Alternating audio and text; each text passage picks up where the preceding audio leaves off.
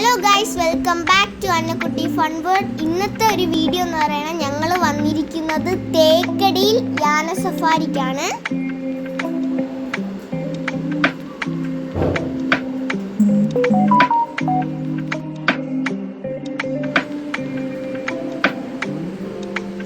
ഇതോ വരുന്നു നമ്മുടെ ആന. ഇതിലാണ് നമ്മൾ സഫാരി ചെയ്യാൻ പോകുന്നു. ഇന്ന് ആഷിക്കുട്ടൻ ഭയങ്കര എക്സൈറ്റഡിലാണ്. ഇവിടെ ആന ഇതാണ്.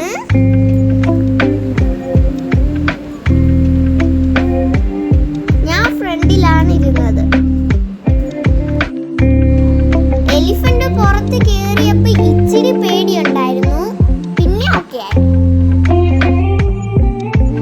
എലിഫന്റ് പുറത്ത് കയറിയപ്പോ നല്ല ഹാപ്പി ആയി.